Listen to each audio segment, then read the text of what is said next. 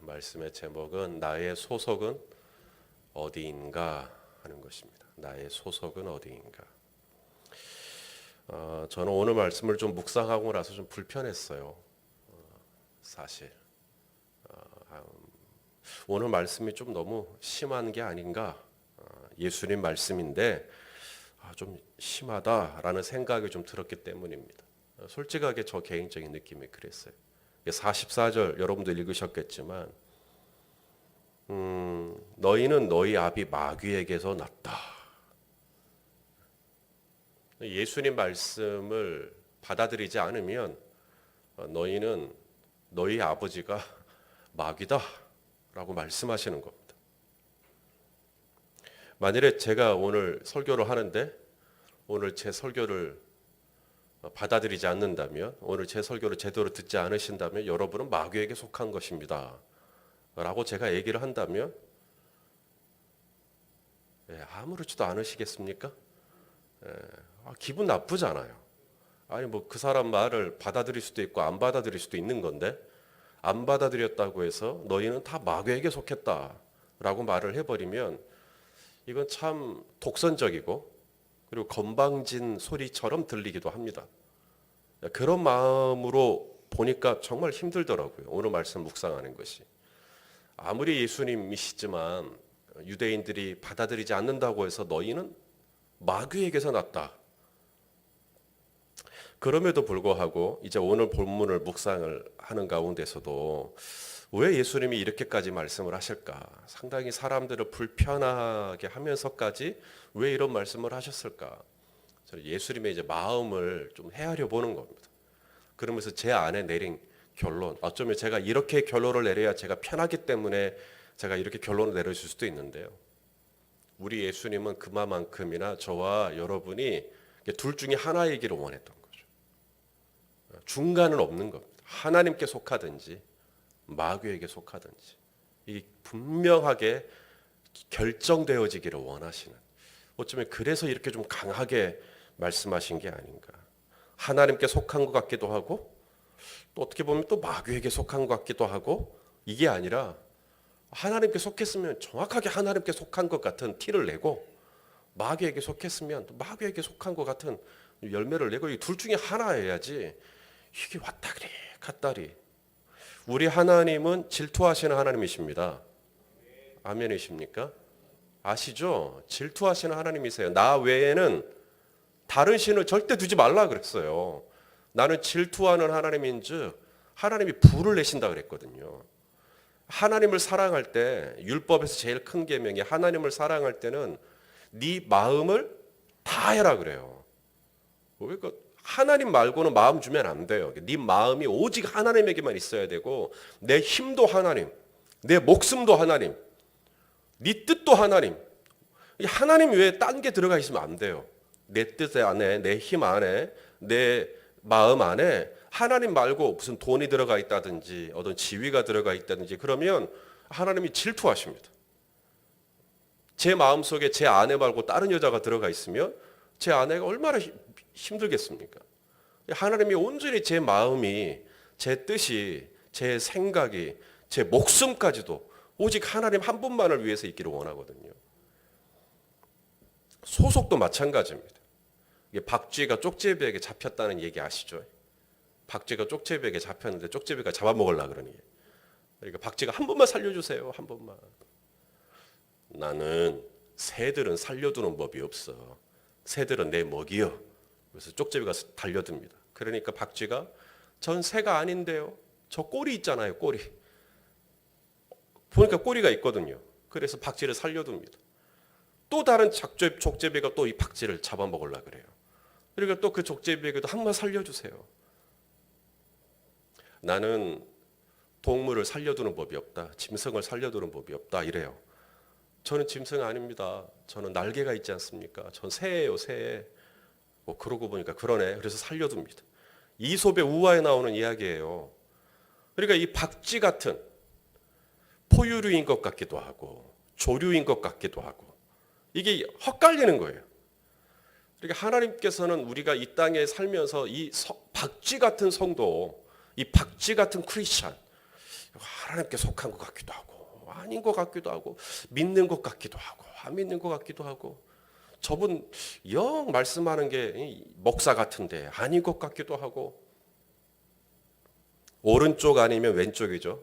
마태복음 25장 오른쪽과 왼쪽으로 갈라져요. 둘 중에 회색 지대는 없어요. 믿든지 아니 믿든지 덥든지 차갑든지 하나님과 재물을 겸하여 섬길 수 없다.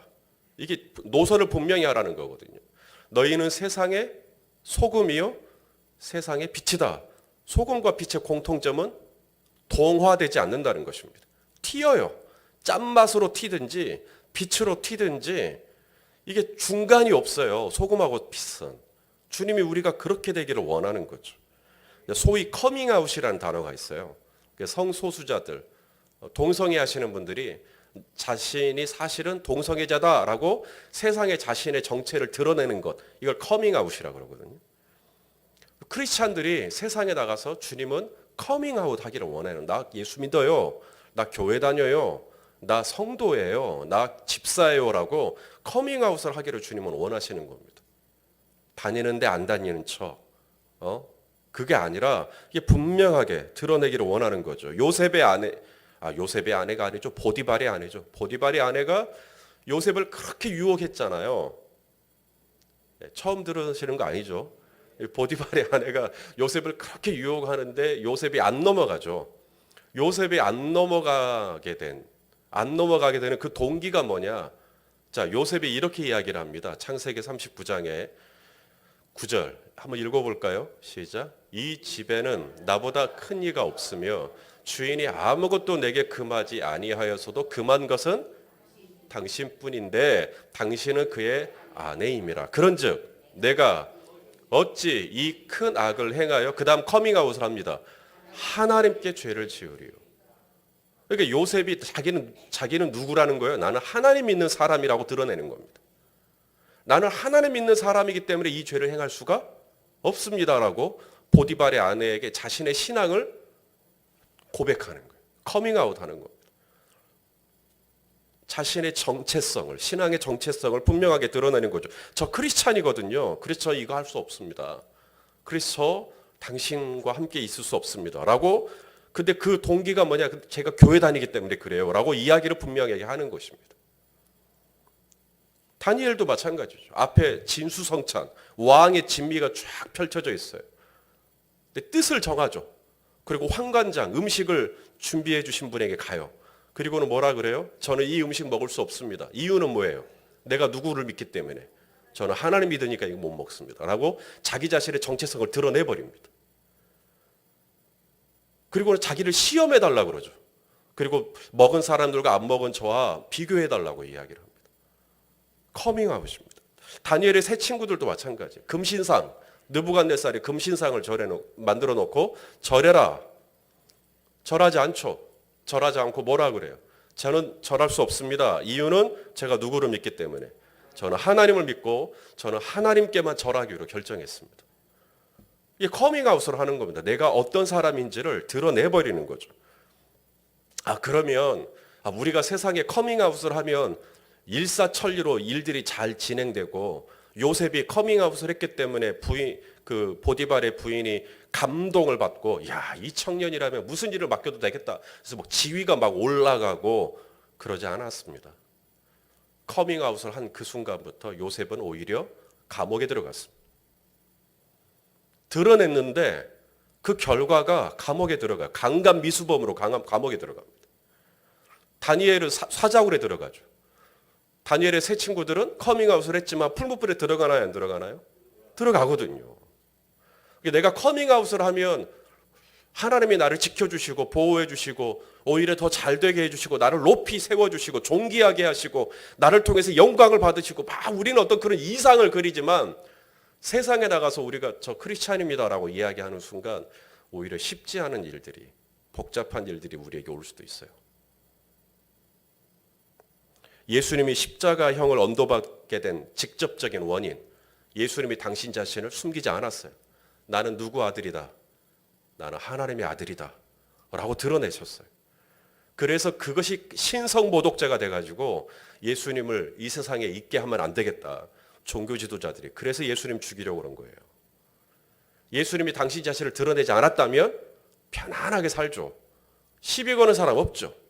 그런데 예수님이 드러내셨거든요. 나는 하나님의 아들이다.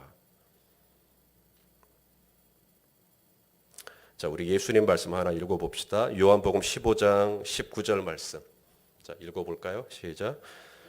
너희가 세상에 속하였다면 세상이 자기 것을 사랑하겠지만 너희는 세상에 속한 자가 아니요. 도리어 내가 너희를 세상에서 택하였기 때문에 세상이 너희를 미워한다. 세상에 속한다. 세상에 속한다. 그게 뭔가? 군대에 가게 되면 위장크림이라는 걸 발라요. 훈련할 때. 위장크림. 얼굴을 시커멓게 하는 거예요. 위장크림. 위장크림 바르는 이유는 내 정체를 숨기기 위해서입니다.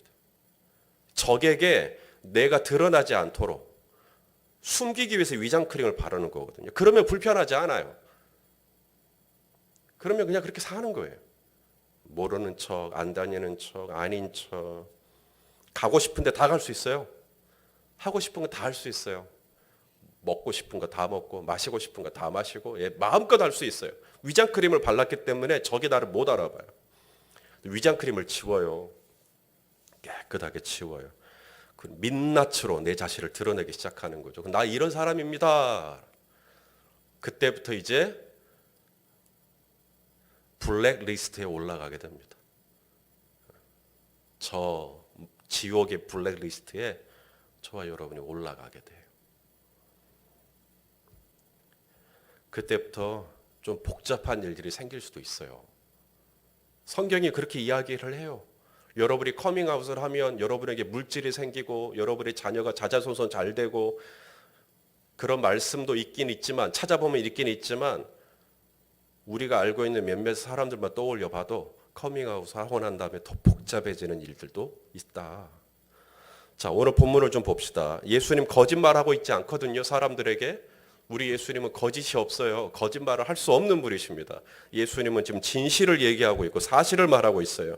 예수님의 말씀은 예수님이 하고 싶은 말이 아니라 하나님께로부터 받은 말씀을 대언하고 있어요. 나는 내 아버지께 보고 들은 것을 너에게 말한다. 그래서 예수님의 말씀은 진리예요. 그런데 사람들의 반응은 어떤가? 45절입니다. 45절 읽어볼까요? 내가 진리를 말함으로, 진리를 말하고 있는데 너희가 나를, 자, 우리가 그런 말 많이 하죠. 진실은 통한다. 네, 진실은 통한다. 예수님 지금 진실을 얘기하고 있잖아요. 진리를 말하고 있어요. 근데 통했나요? 우리가 조금 살아보니까 내가 진실해도 그것이 다 통하던가요? 나는 진리를 말하고 나는 진실을 얘기했지만 너희가 나를 믿지 아니하는도다. 예수님은 문제가 없어요. 예수님은 진실, 예수님은 당신 자신이 진리세요. 나는 곧 길이요 진리요 생명이니. 그래서 예수님은 거짓을 말하지 못합니다. 죄가 없으세요. 그래서 그분은 진실을 말하고 있어요.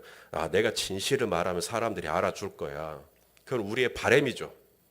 진실을 말했지만 너희가 나를 믿지 아니하는도다. 49절도 볼까요? 49절 시작. 예수께서 대답하시되 나는 귀신 들린 것이 아니라 오직 내 아버지를 공경함이거늘 너희가 나를 무시하는. 예수님은 아버지를 뭐 하고 있어요? 공경하고 있어요. 경외하고 있다 이 말입니다. 하나님을 두렵고 떨림으로 섬기고 계셔요. 아버지를 정말로 잘 믿고 있는 거죠. 아버지를 잘 섬기고 계시는 겁니다. 아버지를 경외하고 아버지를 공경하고. 그런데 예수님께 돌아온 대가는요, 사람들이 예수님을 무시합니다. 뭐라고요? 귀신 들렸다고. 경멸하는 거죠. 나는 정말 하나님을 잘 경외해요. 내가 그렇게 하나님을 공경한단 말입니다. 그러면 하나님이 나에게 막 돈도 주시고 지위도 주시고 건강도 주시고 이럴 것 같아요. 또 그렇게 전하는 메시지도 많고. 그런데 예수님이 정말 하나님을 공경했지만 예수님께 돌아오는 건 사람들에게 무시를 당하는 겁니다. 저 사람 저 미쳤구만. 이런 소리를 듣는 겁니다. 저 사람 저거 오히려 귀신 들린 거 아니에요? 막 이런 소리를 듣는 거예요. 하나님을 공경하는 건 문제가 없는데 돌아오는 게 왜 그렇게 싸늘한 건지. 사람들은 나를 믿어주지 않고 사람들은 나에게 오히려 이상한 소리를 막 해대고. 이런 일을 누가 당했다고요? 우리 성도님들도 당했지만 예수님이 먼저 당하셨어요. 예수님은 진실하셨지만 사람들에게 오히려 불신을 받았고, 예수님은 정말 하나님을 경외하는 믿음으로 살았지만 신실했지만 오히려 사람들은 그런 예수님을 무시하고 경멸하고 그랬어요. 그래서 예수님은 누군가가 나를 믿어주지 못하는 것에 대한 상처, 내가 정말 신뢰받기를 원하는 분에게서 신뢰받지 못하는 것에 대한 상처, 또 내가 사람들에게 무시당하는 것의 상처, 경멸당하는 것의 상처, 우리 예수님 잘 알아요. 그래서 예수님은 나를 위로해 주실 수가 있어요. 그게 뭔지를 예수님은 아시기 때문에. 자, 뿐만이 아닙니다. 50절 말씀. 자, 50절도 읽어보죠. 시작. 나는 내 영광을 구하지 아니하나 구하고 판단하시는 이가 계시느니라. 자, 예수님은 어떤 분이시라고요? 당신의 영광을 구하지 않아요. 우리 사람들 중에는 자신의 영광을 드러내기 위해서 막 어떤 걸 하기도 하거든요. 그래서 막 폼나게 막 어딘가에다 기부해 놓고 막 신문에 막 올리고 막 자신의 영광을 드러내기 위해서 그러는 거죠. 근데 예수님은 나는 내 영광을 구하지 않는다. 오히려 착한 일, 좋은 일 해놓고도 사람들에게 가서 그러죠. 내가 했다고 말하지 마라. 예수님은 그렇게 말씀하셔요. 그래서 예수님은 당신의 영광을 구하지 않고 어찌하든지 하나님의 영광을 위하여 사는 것인데, 돌아온 게 뭔가? 자, 어제 본문입니다만 37절 읽어볼까요? 시작. 나도 너희가 아브라함의 자손인 줄 아노라. 그러나 내 말이 너희 안에 있을 곳이 없으므로 나를. 예수님은 당신의 영광을 구한 적이 없어요. 그런데 예수님께 돌아온 건 사람들이 예수님을 뭐 하려고 그래요? 못 잡아먹어서 한달이에요. 내가 이만큼 하나님을 공경하고, 내가 이만큼 하나님을 경외하고, 내가 이만큼 정말 하나님의 영광을 위하여 살면 나에게 뭐라도 좀 떡고물? 맞나요? 제 표현이? 뭐라도 좀 와야지 이게. 그래야 저도 설교할 때 편하죠.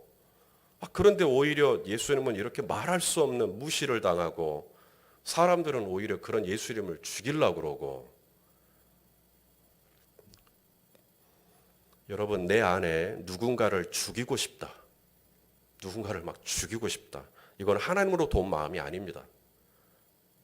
목사님, 제 안에 제 남편을 확 그냥 해버리고 싶은 마음이 있는데 이것이 주님이 주신 마음인지 마귀가 주는 마음인지 그걸 저한테 물으실 필요가 없어요. 그럼 100% 주님으로부터 온 마음이 아닙니다. 베드로가 검을 들었거든요. 검을 들었다는 말은 누군가를 좀 죽이고 싶다는 거예요. 그때 예수님이 베드로에게 하신 말씀은 뭐예요? 그 검을 도로 집어넣어라 그래요. 왜냐하면 그건 하나님 나라 방법이 아니에요. 누군가를 죽이고 싶고 그 사람에게 어떤 해를 입혀버리고 싶고 이런 마음은 절대 주님이 주신 마음이 아닙니다. 주님이 또 열받지 가서 똥침 한번 해버려. 절대 주님이 그렇게 마음 주실 분이 아니라 이 말입니다. 주님은 하나님 나라 방법은 뭐냐면 검을 들지 않는 겁니다. 돌을 들지 않는 거예요. 돌을 들었을 때 예수님은 너희 중에 죄 없는 자가 돌로 치라 그랬거든요. 그건 마귀의 방법입니다. 44절. 자, 마귀의 방법을 보세요. 아까 44절 다 읽진 않았죠. 읽어볼까요? 시작. 너희는 너희 아비 마귀에게서 났으니 너희 아비의 욕심대로 너희도 행하고자 하느니라. 그는 처음부터 살인한 자예요. 누군가를 죽이는 겁니다. 욕심 때문에 누군가를 죽이는 거. 이것은 마귀에게부터 온 겁니다. 그래서 욕심을 채우기 위해서 누군가의 눈에 피눈물이 나게 해도 괜찮은 거예요. 그 마귀로부터 오는 방법입니다. 그건 절대 하나님의 방법이 아니에요. 어제 오후 3시경에 뉴스 속보가 하나 마침 제가 어떻게 우연히 보게 됐는데, 그 속보의 내용이 뭐냐면 한 초등학생이 아파트에서 투신 자살한 겁니다. 이제 11살. 올해 초등학교 4학년 되는 거죠.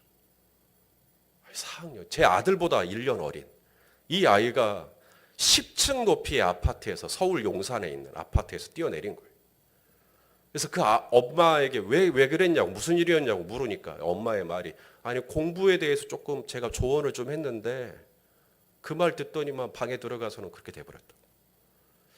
자기는 큰 소리 진 것도 아니고 꾸짖은 것도 아니고 좋은 말로 타일렀는데 아이가 그랬다. 그게 이제 그 뉴스의 첫말이에요. 정말 좋은 말로 하고 그랬을 수도 있겠죠. 그런데 이 아이가 10층 높이에서 뛰어내렸다.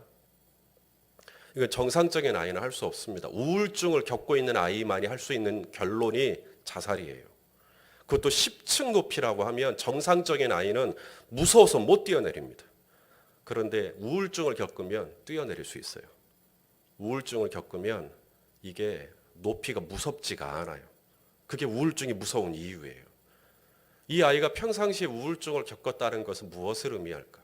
도대체 이 엄마는 이 아들에게 공부에 대해서 뭐라고 이야기를 했길래 이 아이는 그걸 견디지 못하고 그런 극단적인 선택을 했을까? 저는 마침 이 말씀을 묵상하고 있었기 때문에 이게 욕심하고 쫙 연결이 되는 거예요. 혹시 이 엄마의 이 과한 욕심이 이 아들을 푸시한 것은 아닌지.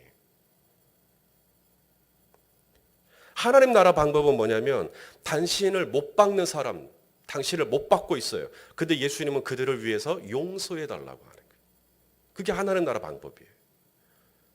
같이 검 들고 같이 검 뽑아가지고 같이 돌 들고 그게 아니에요. 요한복음 8장에 사람들이 다 돌 들었을 때 예수님은 이 여인에게 가서 나는 너를 정죄하지 않겠다.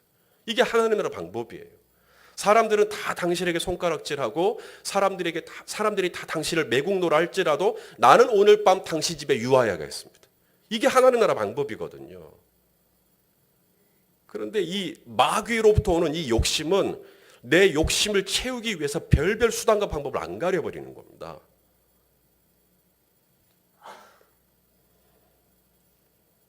내가 이렇게 그런 하나님의 방법을 취하면 세상이 알아주나? 내가 하나님 방법대로 살면 정말 세상이 나를 인정해 주나? 하나님이 나를 인정해 주나? 내가 하나님 나라의 인정을 받게 될까? 다윗이 옷자락을 뱄어요. 사람들은 절호의 기회니까 왕을 죽이라고 했지만 다윗은 죽이려고 갔었을지 모르겠지만 그 순간만큼은 아니다. 하나님께 기름 부음 받은 자를 내 건드리지 않겠다 하고 옷자락만 뱄어요. 근데 옷자락만 벤 것만으로도 양심에 찔렸다라고 말합니다. 그게 하나님 나라 사람이에요. 내가 이렇게 하나님 나라 방법을 취했지만 다윗에게 돌아온 건 또 다른 단창이었어요. 여전히 단창은 날라와요. 내가 이렇게 하나님 나라 방법으로 살아가도 여전히 내 손을 못 받고 있는 사람들은 계속 못 박아요. 심지어 제 옆구리에 창까지 찔러버리죠. 어떻게 해야 되나? 그럼에도 불구하고 내가 계속해서 이 세상 가운데서 내가 하나님께 속한 자인 것을 커밍아웃 해야 되나? 내가 그럼에도 이 땅 가운데서 정말 하나님 나라 방법을 내가 그대로 살아가야 되나? 오늘 예수님은 말씀하십니다. 하나님께 속하든지 마귀에게 속하든 둘 중에 하나다. 중간은 없다. 오늘 말씀이 그래서 좀 어려운 겁니다. 저는 오늘 어려운 말씀 받아서 어렵게 여러분에게 전합니다. 하나님은 저와 여러분이 이 세상 가운데서 분명한 노선을 결정하기를 원하시는 거죠. 하나님께 속한 사람, 하나님 나라의 시민으로서의 삶을 살기를 원하시는 것입니다. 사람들은 여전히 저와 여러분을 믿어주지 않을 수 있어요. 나를 무시하고 더 나아가 나를 못 잡아먹어서 안달일 수도 있어요. 하나님께 속한 자로 살면 내게 오는 대가는 그럼 무엇인가? 내가 하나님 나라 방법을 취하면 내게 오는 대가는 뭐냐? 51절. 오늘 본문 51절입니다. 이게 대가예요. 자, 51절을 볼까요? 시작. 진실로 너희에게 이르노니 사람이 내 말을 지키면 무슨 말이에요? 하나님 말씀대로 살면 내 말, 곧 하나님 나라 방법을 취하면 어떻게 된다고요? 영원히 죽음을 보지 아니하리라. 영생을 얻게 된다 이 말입니다. 영생. 영생이 뭐죠? 영원한 생명이란 뜻도 있지만 영적인 생명이기도 해요. 영생. 세상 사람들이 알지 못하는 생명이에요. 영생. 거룩한 생명. 바울은 진리를 말했어요. 전도 여행을 하면서 루스드라 사람들에게 진실을 얘기했어요. 예수님이 하나님의 아들이시고 그분이 우리의 죄를 위하여 십자가에 돌아가셨고 하나님이 그분을 살려주셨고 진리를 이야기했습니다. 하지만 바울에게 돌아온 것은 사람들의 돌팔매였어요. 루스드라 사람들은 돌을 막 던지기 시작했어요. 죽었어요, 바울이. 바울이 분명히 죽었어요. 숨이 끊어졌다고 판단되어졌기 때문에 성 밖으로 시체를 던지듯 던져버렸습니다. 그런데 이상하게도 바울이 다시 일어났습니다. 놀랍게도 일어났어요. 온 몸이 지금 멍이 들고 온 얼굴은 다 터져가지고, 근데 말씀을 기억하시는 분은 아시죠? 바울이 그렇게 일어나서 어디로 다시 들어갔어요? 다시 루스드라 성읍으로 또 들어갑니다. 그리고 또 복음을 전하는 거예요. 아까는 멀쩡해서 복음을 전했지만 이제는 온몸이 다 터진 상태로 복음을 전하는 겁니다. 어떻게 이런 게 가능하나? 바로 영생입니다. 영적인 생명이 있으면 그게 가능해요. 영적인 생명이에요. 우리에게 보장된 거 딱 하나예요. 그렇게 하면 너희는 결탄코 영원히 죽음을 보지 못하리라. 사망이 너희를 삼키지 못하리라. 사망아 너의 쏘는 것이 어딨냐? 사망아 너의 이기는 것이 어딨느냐? 하면서 사망이 우리를 삼키지 못할 거라고. 오히려 영적인 생명을 가지고 짱짱하게 서 있을 거라고. 그게 우리에게 보장된 약속일 뿐이지 뭐 어떤 세상적으로 더 좋아지는 그런 것은 아닐 수도 있겠다. 그럼에도 불구하고 오늘 말씀은 이겁니다. 오늘 이 하루 세상 가운데 살지만 우리 다 세상 가운데 오늘 살 거예요. 근데 세상에 속한 자다운 삶이 아니라 하나님 나라에 속한 자다운 삶을 사는 겁니다. 하나님의 영광을 위하여, 하나님의 영광을 위하여 영적인 생명력을 가지고 오늘도 할 수만 있으면 사랑하고, 할 수만 있으면 섬기고, 할 수만 있으면 용서하고, 할 수만 있으면 서로 평화하면서, 그게 영적인 생명력이거든요. 쉽지 않죠. 오늘 말씀 어려운 말씀입니다. 저도 묵상하면서 힘들었습니다. 그래도 이 말씀이니까 오늘 전합니다. 그렇게 살아가기를 주님이 원하시는 거예요. 오늘도 그렇게 주님의 생명력으로 이 하루를 승리하시기를 예수님의 이름으로 축원합니다.